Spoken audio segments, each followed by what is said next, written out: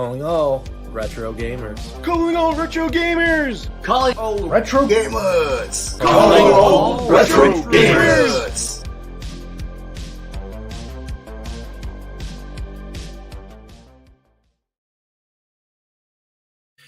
What's going on, everyone?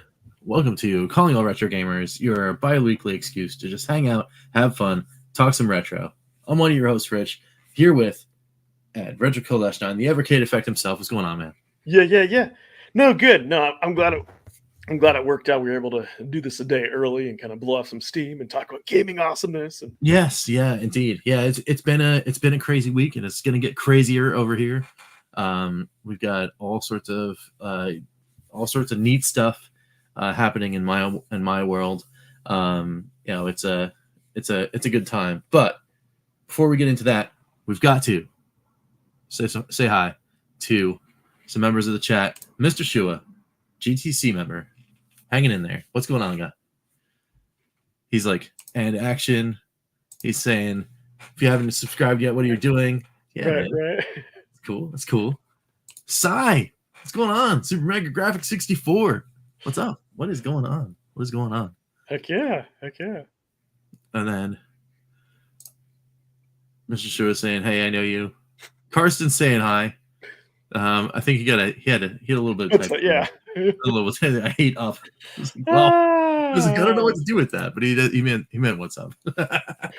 What's going on, Karsten? What's going on? Shake those yawns.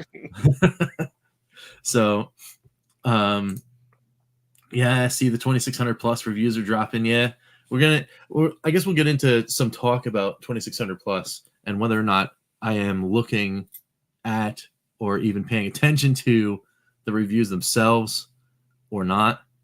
But yeah, we can get into that. We were actually just talking a little offline about compatibility things. I actually jumped into the Atari official page and went for the compatibility list to see if they did any updates. And so far, no, they have not updated the list, which is kind of a sad face, but we'll see. We'll see what's going on. But a lot of people have been like visually updating the list because some of those reviews, we're talking about John Hancock, he was using some of those carts that are on the U side of things, and either giving the thumbs up or thumbs down. There's some that were thumbs up. There were only like one or two or something like that that I hear that people have been able to confirm do not work. There was a sad face. It was a sad face for me that I didn't know, and Ed was just telling me in the backstage that Rampage 7800 does not work. It's like, oh, that's painful. I used to love that game. I had that one. I mean, there's a 2600 version. Maybe that one works. So that'd be kind of cool. We'll see. We'll see what happens there. Hey, what's up, Ian? What's going on? Hobbies. He's in there. The list apparently updates on the 17th, so that's pretty cool. Yeah. That's a neat thing. So I mean, that's awesome. I mean, Friday's gonna be a huge day. And we could get into that too. There's all sorts of stuff that's actually Calling All Gamers related directly. Hey, is it just me, or does every podcast Toxo's name gets longer? The Toxo is something less boring. Toxo. I started to notice that a little bit on Evercast, just a tiny bit. So pretty soon I'll take up the Max characters. That's great. Right. Yeah. Yes. Saya, yep. Yeah. I heard the same thing.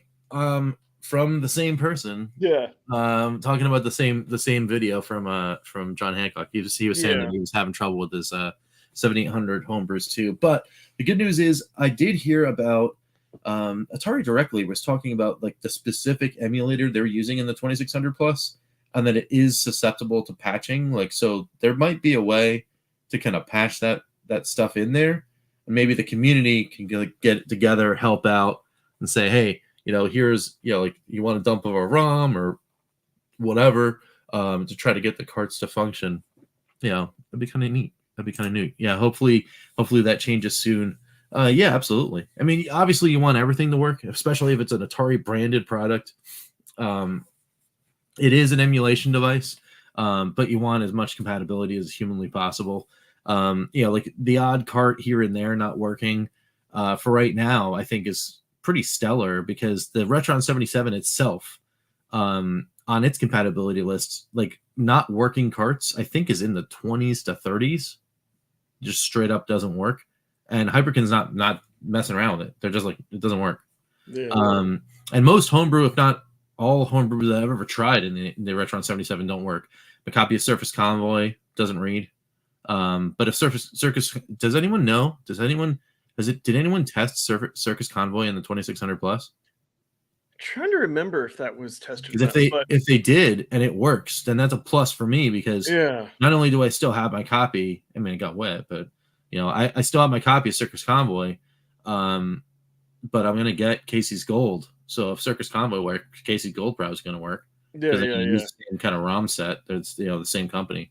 The good thing for the 2600, I think that John Hancock said like 99% of the game. Like there's only maybe 3.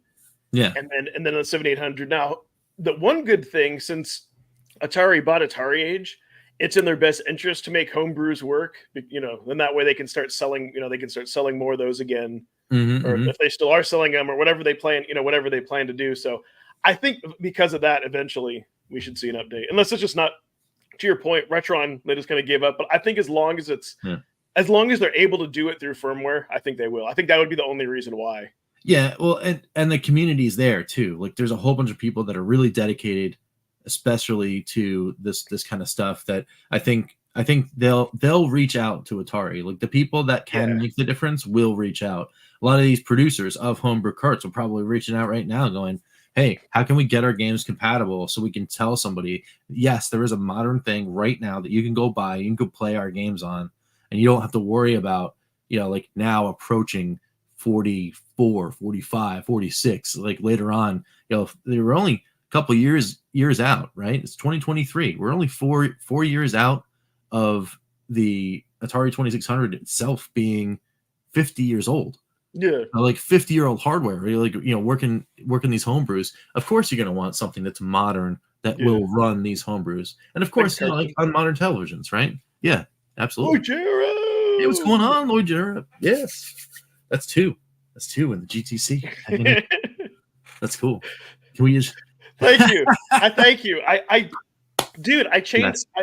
I change it up, and I try to do that. And even saying when I do Evercade videos, I don't always just wear like Evercade shirts. I try to change it up. I know it's kind of fun. Get people's attention. I'm slacking. Yeah, like it's always on a night that it's like, well, Wednesday night is pretty huge for me because I do a lot of stuff. Like I do the work day and then I come in, I make the sauce because I do dinner on Wednesday nights. So I come in and make the sauce, then I go get the kids, and I come back and then I finish dinner and then we serve dinner and we do all that stuff. And then we put the kids down for bed. And then I'm just like running down. It's like there's no time to change. There's no time to do anything. It's like I am here. I'm here and ready to talk retro. That is a Wednesday for me. But yes, I hear you. I do need to step up the t-shirt game because I have a drawer. I have 2 drawers full of like pretty cool t-shirts that I should be wearing. But I do that. Mindful of that. Mindful of what hat. Try to change things up. Now the good thing, I got one right here. Ooh, yeah, it's slacking on the job. I could be wearing it, but I could be not wearing it. So, but now the good thing about with the Atari 2600 coming out, it kind of goes in today's topic of everything, and that's kind of like when playing retro games and all that. Like, do we need to necessarily have the physical media? In some cases, yes, no. Or, does it matter us what consoles we play them on? It's a very interesting topic. Yeah. It'd be controversial. So this is so here's the funny thing. So here's how Atari ties into it, and I didn't realize it. So we kind of touched on this last time. We talked about we wanting to play Sega Saturn games, the Polymega. I'm like, I want to play oh hey,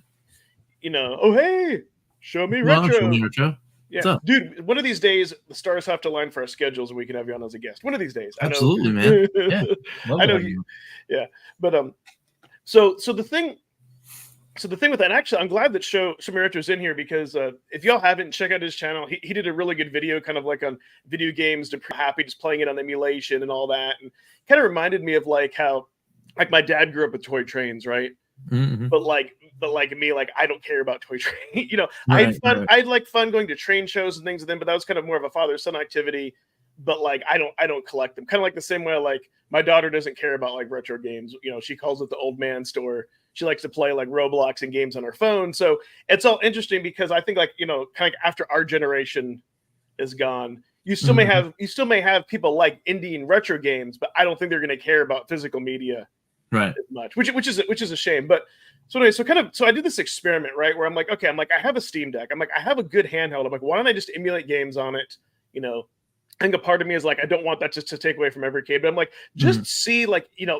And at first it was like, let's just start off with Game Boy. Like, see if you really need to play that on original hardware or some other like, just try it. I know it's like not a vertical handheld, so emulation station. I installed that, but here's the thing I did different that I almost got hung up on. So when you install it, it wants to go ahead and like create a shortcut for every single game that you install, but it doesn't have as good of a scraping ability to pick art. And I almost got frustrated. So I'm like, you know what? And I thought about making a video. So I actually, I'm like, you know what? I'm just going to launch it through emulation station like I would Coin Ops. I'm like, I'm not going Mhm. to screw it. I'm like, I don't have to have it be like that integrated. Yeah, yeah, yeah. And so then, I went, and so, and I should mention too, because I didn't want the insanity of having like 5,000 ROMs for every single game. Mhm. What I did, if you can't give the link, but I can, but I can just like kind of give you, if you Google, just do like best of ROM packs, Yeah, yeah, and yeah. look for a Reddit link. Somebody has gone in and they put like 50 Game Boy games, like maybe like 350 Game Boy Advance, like 300 Sega, and so it's not literally like the full collection. And they did like some TurboGrafx 16 and Saturn. So I kind of use that because I think the most and Oh, Super no. Nintendo Genesis, and actually even like Neo Geo Pocket, put the whole Yeah. thing of 7800 on there because there's only like 80 games, and then I put Right, like right, right. there was even like a best of like top 50 2600 games, which are like all the Activision and that That's cool. Demon Attack and like Yeah, all yeah, the ones that you'd want to play.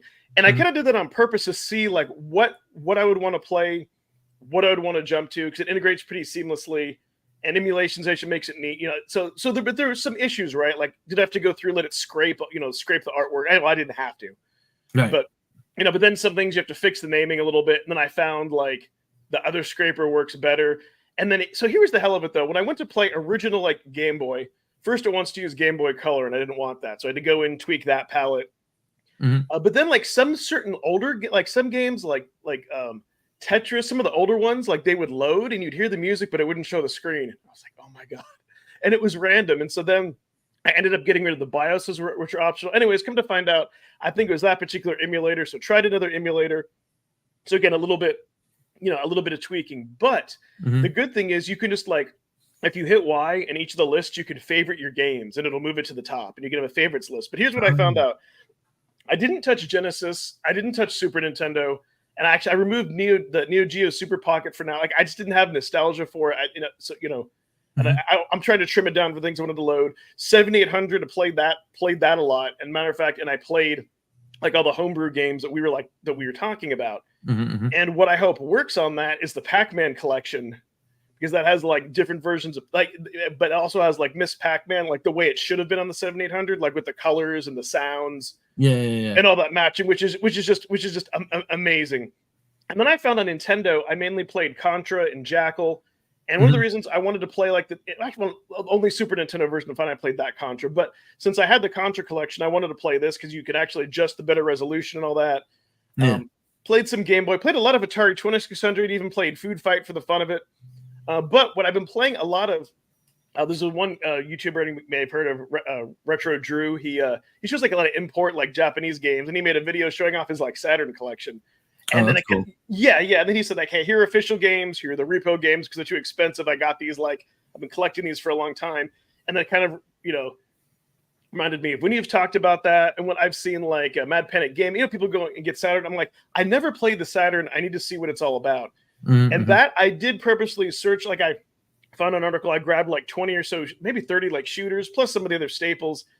And it is amazing. Like I understand why people like Saturn. It's very arcadey, but I didn't play as much Game Boy as I thought, which is kind of funny. Mainly like Atari and some other stuff, which is crazy. But it definitely doesn't replace the Evercade or the need for physical media. Yeah. but what's interesting is I've realized you can still be selective and you can still have self control, playing certain stuff. And I realized it was weird, like as much as I wanted to have nostalgia for the Neo Geo Pocket, like I didn't. But like playing the 2600 version of Berserk is like amazing. That's like one of my top. Oh, and then the other huge thing before I forget is retro achievements. So you can play normal retro achievements, which you unlock certain things, and then they have the hardcore mode. Now, the hardcore mode you can't load save states, and what's super cool, some games have leaderboards. They have like different, so it's kind of like if you wanted to like really play and feel like you earned it. And one of the games that I know will probably never come to Evercade is Jackal, like the Nintendo version. Like that's one of the few ones I like the Nintendo version better than the arcade version. And for me, like as a personal challenge, I want to beat that without using save states. And kind of the same thing with Contra. So it was just kind of, it's funny. It's kind of like neat playing some of those games that I've already kind of played before, had fun dabbling in Game Boy and all that. But the weird thing is now I'm undecided.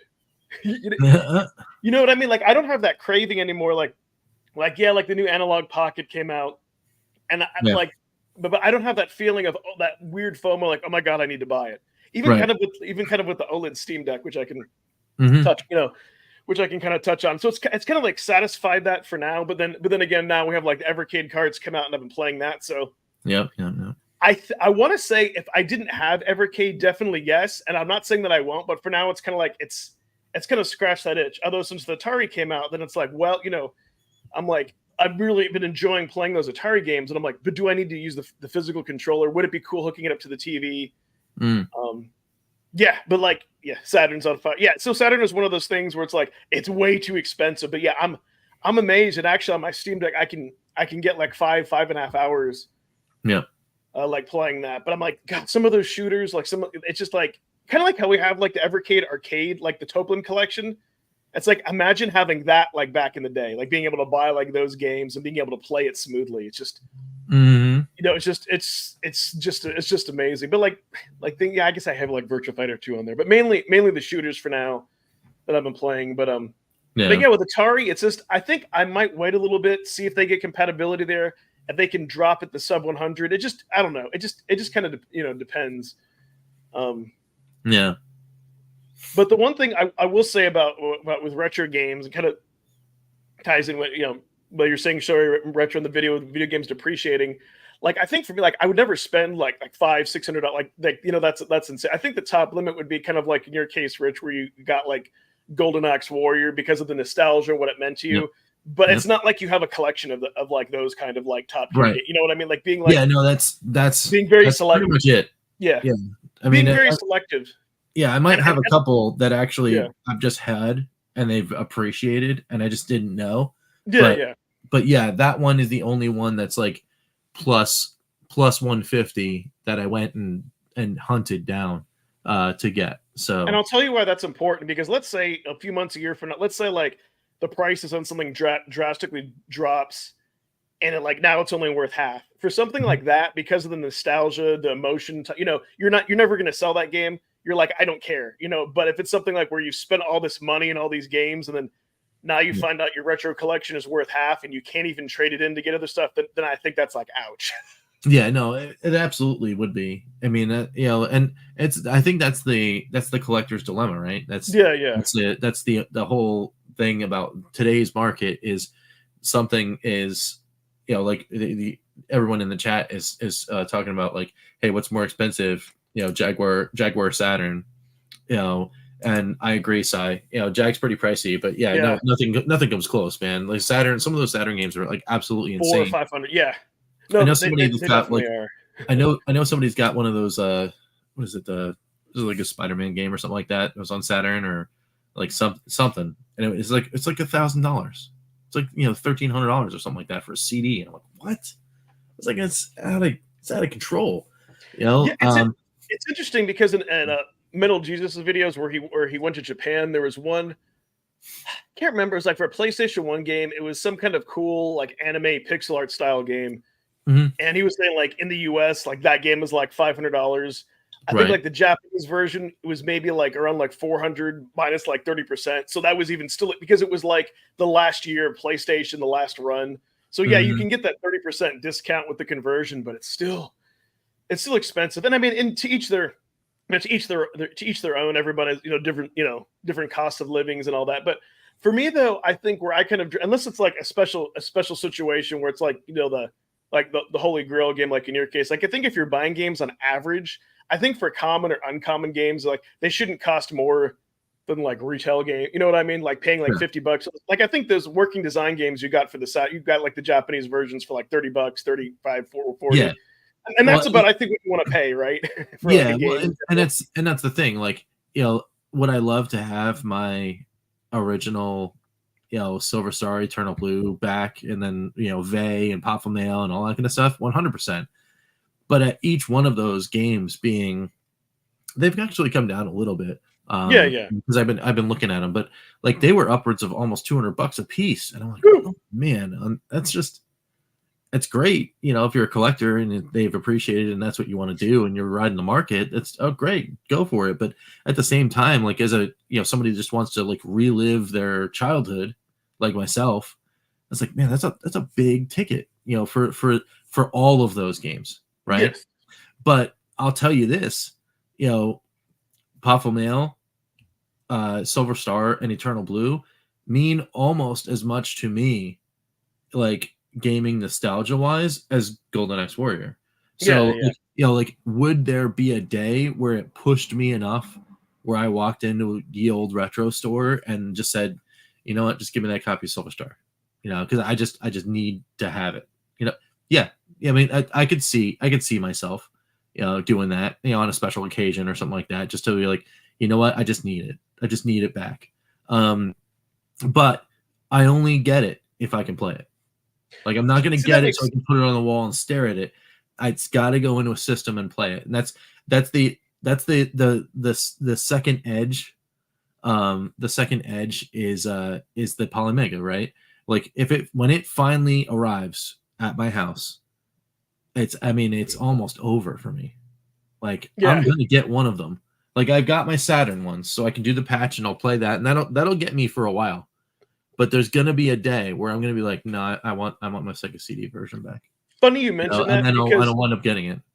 Because I purposely didn't play the Game Boy versions of like Final Fantasy and like Link and all that. Because with Evercade, because I don't want to start like an RPG. Now, one thing I will say, so like, because before for a while ago, I did play like emulation on a Fire Stick and all that with a PlayStation controller. The one thing I will say, playing on something like a Steam Deck, and I would imagine be the same way as a Polymega, is that at least when and maybe any other official handheld device that's not like a PC, like it was a big difference playing on a console, like a real, like that was nice. And at least it was despite the minor issues, at least it was like minimal setup. But the other thing too that makes it so easy, because Steam Deck is Linux based, that there's an add-on where you can start SSH and stop it easily in gaming mode. Yeah. And then I can use like WinSCP, and so if I do want to like just dump over a couple of games or not, or remove I can, and that makes a big difference between me just like dumping every single game, every single game, right. Because that was kind of the big thing. I didn't want to do that, but at the same time, I wanted to like, it just bothered me something stupid like the Contra collection. I couldn't play the NES version in full screen, right? Like unless you had like scan lines. So for some of those, and that's like, so here's kind of my point. Like for me, and Blaze has realized this, but like other companies haven't realized that the biggest thing when competing with emulation and retro games is you're competing with what's free. Meaning like downloading a ROM. So and I think you'll agree with this, that for me, like it has to be like what the Atari 50th has done for me. And I think that's like, and that's why I think when it came out it was like 40, and that's why I spent that much money on a digital collection, which I would never do, because I can't just pay for the ROMs. I don't like it when you just go to a gallery and you just like unlock artwork for like Atari. Like they did it perfectly. They made it a documentary. Like, hey, play these games. Now we're going to talk about it. Here's some cool behind the scene things. You can flip around. Like they did it in such a way that was interactive. You just didn't feel like it was one of those games where here's a gallery that you don't care about. You know what I mean? Like it has to be that quality. You can actually play through the entire history. Yeah, thank you. Of a company, and that was cool. That was cool. Yes. And then conversely, on the Blaze side of things, the reason why Evercade hits for me is value, right? Every time that there's a new Evercade collection that comes out, $20 US is coming out of my pocket for that collection, and you get collection, right? Outside of Full Void and the dual carts and all that kind of stuff that people could say, for the majority of the 50 collections that are available for the system, most of them all have plus 4 games. So it's like, oh, okay. I mean, the value is right there. So like, it's like every 2 or 3 months, basically a Steam sale is coming in the way of a cartridge into your system, and it's like it's such an easy call, Exactly. Plus, you get like the book, like you said, you get the physical media. Yeah, you get to feel it. Yeah. Yes, and the thing with like you're going to get some games you don't like, which is just inevitable. Let's say like rarely. But the good thing is you're going to get some games you really like, and then you're going to get those games that you didn't expect that now you don't understand, like how you did not like them. So that scratches that itch, and it's a curated collection. I know I can always like pop in the cart. It's kind of funny because when I was having to tweak things with the Game Boy, I'm like, this is my Evercade. I could just pop in the cart. But I will say that even like Full Void is a good value because that is, again, it's a physical copy. You get the booklet. I wonder, and Show Me Retro or anyone else here who has a Switch and has like, let's say like limited games or, is that the same feeling you get when you buy like a Switch game that comes with a booklet? Like kind of like, oh, cool. That's yeah. That's what that kind of reminded. Which, by the way, I will say, I'm surprised how smooth. Like, so here's what's funny about that: the Full Void starts up and launches faster than some of the Amiga games on the computer collection. Which I don't know really? Yes. Well, I mean, it is a native game, though, right? Yeah. But so, I couldn't believe how quick. Like, that's awesome. That's really cool. But like what's it called? Like the Battle Fight, like the river, like the game that's like heavily inspired on River Run or whatever, like that shoot, like that game. For some reason, that game, I don't like. It's like they emulated the loading time for it. Once you get into the game, it's fine. It saves the scores. But yeah. So it's and like I said, if I didn't have an Evercade, so that's kind of in limbo. At least the good thing, I feel like, okay, I don't need an analog pocket right now. At least I kind of feel like, because here's the weird thing. I was in it, and this is going to sound stupid, but I was like, I kind of wanted something like, what if in the rare case you pick up some Game Boy games on sale or some Japanese games? I'm like, you know what? I'm not going to Japan. Like that's unlike, like, it's kind of more the fantasy. Like, it would be cool to pop in a cart, but it's like, I don't know. You know what I mean? And then I'm like, well, then because here's the thing. I'm like, well, if you're kind of getting something to play a bunch of different cores, whether it's FPGA or not, then does that matter? No. So then, right. And I think if I did want that, maybe like a Mu Mini Plus or something would scratch that itch if I needed a vertical handheld, or if they made like a Namco Evercade, pocket or whatever. But so that's kind of the interesting thing where like, so it's, like I'm not that picky where it has to be emulation versus like FPGA, as long as the compatibility is there. So then it kind of goes back to Atari. So the thing that I think is neat, at least with the 2600, is the fact that, hey, if you're going the physical media route, there's two obvious times of people. If you already have a collection, or if you're wanting to start a collection, on average, it seems like a lot of Atari games are like under the $10, unless it's something crazy, like it's going to be like, an average of like $5 to $10. Even the 7800 with I'm sure that you have more of your rare games, but I think even Food Fight's only like a $10, $15, and I haven't checked, but I don't think that's even that crazy. But the point is, you could actually start to collect for that, and not have it like break the bank. So then there's that kind of whole, so that's kind of the whole thing. I might wait to see what more people kind of seem to say. Maybe if that does at some point drop sub 100, then maybe, I don't know. You know what I mean? It's hard to say, but at least it gives you the possibility to collect for something at a reasonable price. And then at least is Atari sits, if you don't care about the homebrew and you just want to play like the original game, at least the compatibility there is like 99%. So that's right. Well, and that, no, that's pretty good. I mean, and Karsten was agreeing with you too earlier on. Said that the 2600 might be the last legacy console that are actually affordable to collect. I mean, I agree, because to be honest, I think it's a lot of people that aren't in, like our generation, they don't understand or know half of the games that are in that list at all, and even for some like me, I know probably a little more than half of the existing titles for Atari 2600, but the other half that's all just pure discovery.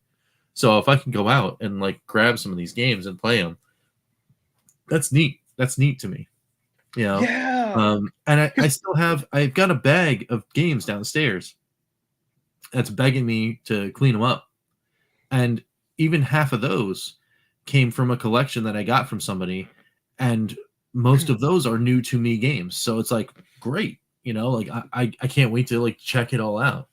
So it's very cool. Exactly. So we'll just have to see. But I kind of like that idea, and actually, I could even probably re-get like the 10 or so plus games that either I had or friends had. But you know, like one game that's just like ridiculous is like like Worms War. Was it? Yeah, Worms War. Yeah, Worms War 2. I don't know. I don't know if there ever was a Worms War 1 or Worms World War 2 or whatever. But that game was just like ridiculous. Like the sounds, like I don't know. I can't even do it. But it's like right. It's like that. Like that isn't like inherently a great game, but it's so bizarre. Like there's things like that. Like I don't know how much like Puyan, the Atari version of that. And some of the like you kind of know it's not the arcade, but still like. But then again, even like on the Evercade, like playing, like even like Centipede, like the graphics aren't there, but the fun is still there. Like it plays like so right. That's true. That is true. Oh yeah, Taxo was talking about how the Amiga emulator could be taking a lot of time. That's true though. Oh RAM. Oh okay. Yeah, because it's actually maybe has to simulate all of those different, like steps in order to get the program to run at all. Yeah, that makes sense. But like even like the Citadel Remonster, like just to look like actually finally beat that first level. By the way, when you play that game, change it to easy because it's more like a normal difficulty because it defaults to hard, which is like impossible. But anyways, like to save in that game took a while. All I can say though is I hope the next computer collection we see is just going to be purely MX2 or MX because like Ayana the Sword or whatever. Like once you get used to those control, oh my god, that game is fantastic. All right, like that might just be worth it. Yeah, I can't wait. The only two weird ones are like the Farm Simulator. Yeah, I can't wait to finally break in and play those. I still haven't done the unboxing because it's been such a crazy week. But they're just staring at them. The other neat thing too, I'll say that how Evercade does scratch the itch for me is the fact of being able to take the physical cart and put it in the handheld and then put it in the VS. Like I didn't realize how neat that was because you can't like you can't like dock the con. You know what I mean? Otherwise, it's like to do that. Like I guess like the Analog Pocket, but again, that's like really expensive. The Switch does, but it's kind of like. But if I don't know of another console that's just dedicated to physical media where you can kind of do that, and you don't even need a dock it. It's just putting it in the different handhelds. So that ecosystem is pretty neat. But yeah, so that's the kind of thing I need to decide. Like, do I just need to have like be able to play physical copy of Berserk? But again, what is really cool though, by playing those retro achievements, like playing Berserk on that, like, and just kind of seeing like the leaderboards or how far you can get. So that's like, I really like retro achievements. It's something they may have to talk more about in Evercast. Like I wish Blaze would just tie into that. And just add their emulator, and then if they needed to, they could even add their own hooks, like play it on an Evercade, because like that they've put so much work into that I think with the current size of Blaze's company, they would never get to that. But it's just fun to see something pop up, or like and then when you do the hardcore mode, it's different achievements, and it's even a different color, and then there's a leaderboard. So it's just it was neat, like replaying something like Jackal. To do that. I know Ryan said they'd create their own thing, but yeah, just time. So that's the other thing too. You have to keep in mind is not having retro achievements. Like I didn't realize how much fun. Oh yeah, no, retro achievements is definitely fun. But and I would love to see something like that on Evercade because it is 100% yet another encouragement to revisit games for sure. Yeah, the VCS scoreboards are actually pretty cool too. I do like how they do that as well because like a lot of those in a lot of the recharge games and stuff like that, it's like it's pretty neat, and even in some of the other games too, like Meckin was doing stuff on the what the heck was the name of that game. Man, my brain is not functioning right now because of also all the other crazy stuff that was going on. Basket Boom. Yeah, I think it's Basket Boom on the VCS. They had like the leaderboards just right there, like as you're playing. Nice. And that uses, I think, the same API as the other the recharge games and stuff. But yeah, it is cool, and I mean, I would assume it would be easy, and if the VCS can do it, it's a system and a platform that you're not paying for. You're not paying for any extra online services to do anything with them. So, that's pretty cool. Yeah. Oh Yeah, man, exactly. the old Activision patches, absolutely, man. Yeah, you put them back out, or like create a new program, because there's new Atari games. Like, how awesome would it be because they already have the Atari Club. Like, how cool would it be? If you had the high score challenges that you could send something to Atari, and then they credit you to get a patch or something. You just pay for shipping or whatever it is. That would be kind of cool. That would be, dude. That would be that would be super neat. Yeah. 100% for sure. Yep. Yeah. Nintendo's online service. Yeah. And then, oh yeah, you had a few of the patches show me. Yeah, that's really cool. I had at least 3. One for Sequest. And then I had 2 more that were in sealed envelopes. I had yet to do for episodes. Okay, so funny that you mentioned Sequest, because I was playing like Beam Rider, and before I was like playing those on Game Boy on this screen, which isn't not horrible, but it isn't good compared to like other modern console, and like when I was playing that on the Steam Deck, to actually for Sequest actually be able to see, like, not have everything like blend, like not have like the dudes that you rescue blended into the blue. I was like, oh my god! So it's actually like Atari games pop so good, like in HD.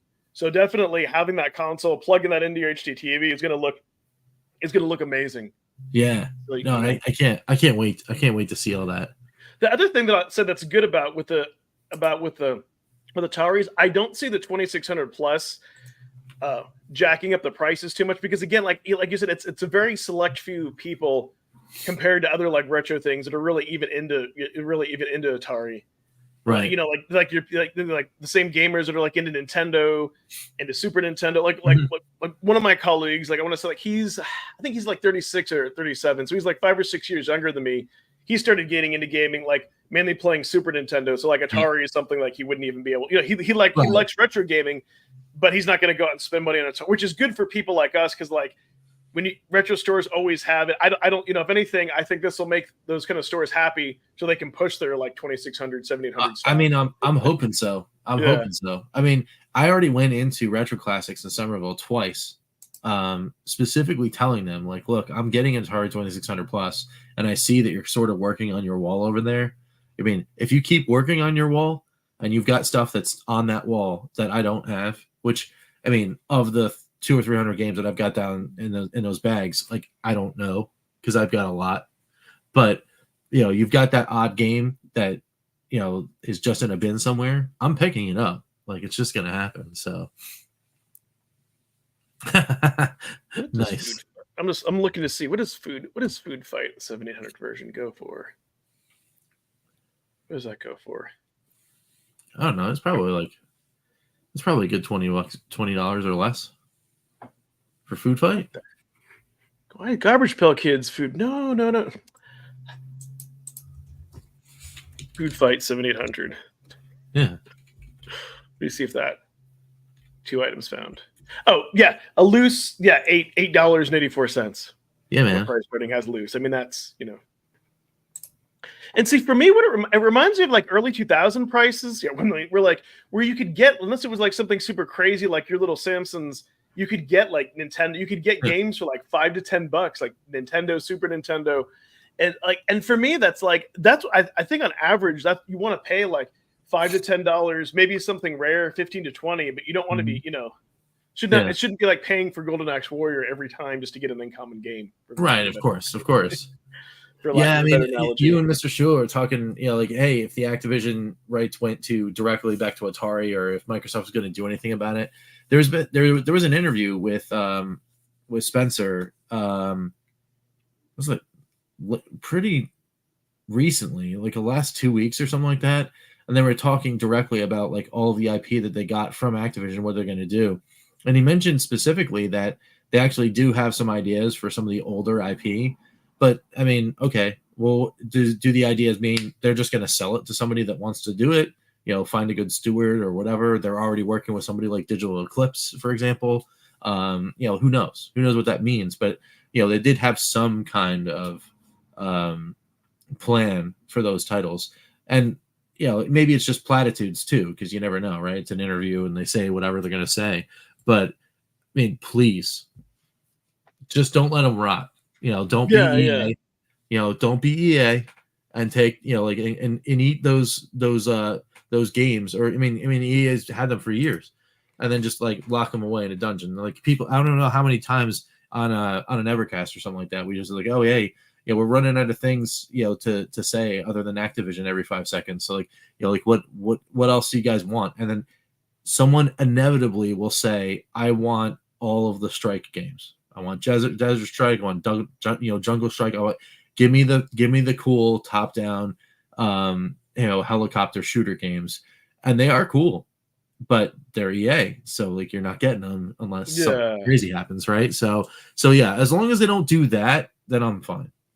Yeah, 5 days per cart. Yeah, I mean, I cannot wait to be like right in the mix of that. No experience in Food Fight. No, not sure why I ever played so much. Yeah, man. So Show Me Retro, our buddy Retro Ralph on his channel, he actually got like a Food Fight arcade machine and did pretty good. Yeah, and he and like the artwork is like intact. It's amazing. So yeah, check that out. But believe it or not, though, I didn't know about Food Fight to the Evercade, and I played the 7800 version first. Yeah. And that and the arcade, like they play different enough. They're both great. They're both a great version. That game is addicting. Because the one element that it has that, let's say, like you don't see like in a Pac-Man or a Donkey Kong or Galaga, is it's random. Like every level where the food generates, you have to get to throw at the chefs. Like, and even when you die and respawn, it's different. So sometimes it can be to your favor, or you can get screwed. But it has like that randomness to add. It is a lot of RNG in that respect. Yes, that's right. But yeah, we'll have to see with the 2600 plus. But it's funny because I even forgot that it could do like 7800 games. I think for me in the beginning, if I did get it, I would mainly be for 26 and then pick up the arcade, like I'll grab Food Fight, play with the joystick and absolutely and see. But the compatibility on that thing, that's without spoiling too much. Like John Hancock tested all the old controllers, new control. I think he even said like a Sega Master System controller works. Yeah, which is crazy. Trackball works with old new paddles. So that's I used to use a Master System controller every once in a while on the 7800. So yeah, so good to know for certain. But I'm glad it was smart of Atari. I think they kind of learned from Retron's mistakes because you can only use like their paddles. On a 77 you can use a legit Atari joystick on a 77. Yeah, but not paddles though. Like I think they had like digital pad, like you had to use. Like there's some kind of weird thing with the paddles. Or you had to modify them. One half worked or something like that, but you could have to do some kind of weird thing. Yeah, but yeah, with the joystick games, I mean the 7800 joystick worked fine. That's how I did my Sequest run. Because it was on my first 77 that I had. So, I was gonna say the one thing too I'll say that does make the Atari 2600 more special is that it does have all the switches, like even the black and white. You know what I mean? Like all like the resets, how you select your game. Cool. So you are like, as far as like for a recreation of a console, you are getting a lot having a physical thing. So those are kind of the those are kind of the trade-offs. But it's on my radar now. So so we'll absolutely. We'll and I think you're right, Mr. Shua. I think Tony Barnes was involved in the Strike series for sure. And I do agree with you, Toxo, about Digital Eclipse being a clever get. That is a huge get for Atari, to be honest. It's huge. Yeah. As we're running up against the hard stop that I have, I think this one is a great question to kind of like roll it in. Choice of one, 2600 plus or Game Station Pro. So Okay, so here's what it kind of comes down. I think so here's kind of like for me. So like for me personally, it would be the 2600 plus over that. Just because I have other means to play things digitally. Mhm. Now, if you're talking about like let's say it's like somebody who's casual who isn't into collecting, maybe they don't have like a PC or a Steam Deck or some device to hook up to their TV, and they just want to play 2600 games. Then the Game Station Pro all day because it's plug and play. They're not looking for physical media. I think it kind of comes down to if you're just looking to play the games or collect them, and do you have an existing, Yeah. you know. The one thing I will say with the Game Station Pro, if they do actually make a better UI for adding your own games, then that would give it the edge. But for now, it's a kind of like a hodgepodge. It does it by alphabetical order. It doesn't care about it. Yeah, I can agree with your sentiments there, and yeah, I'm sure that there's a place out there where Game Station Pro is going to be like the number one for some people because they don't want a physical collection or they don't need one or don't have one or whatever. But yeah, for me, it's 2600 plus all day because this is literally the thing I've been waiting for a really, really, really long time. And the only thing that could even come close to it is if Retron then responded somehow by saying, "Oh, well, you wanted this, you wanted the 2600 plus, or well, here let's come out with the Retron 82 or whatever." Ooh. And the Retron 82 is one that does 2600, 7800, in television, ColecoVision. Boom, here we go. All of the second generation. Then okay, well, then I would go that way. But yeah, for right now, it's 2600 plus all day long. Yeah, and like Karsten's reason, kind of the same reason get into kind of the same reason Evercade. You want something physical, something legit, and with the controls. No. For me, and that's why for me, it's more of, do I want to get into collecting something else or not? But at least it's feasible. Yeah. Right. The main expense is the Atari. Yeah. For sure. Yeah, I mean, I can feel you on some of those situations where I get asked like this or this.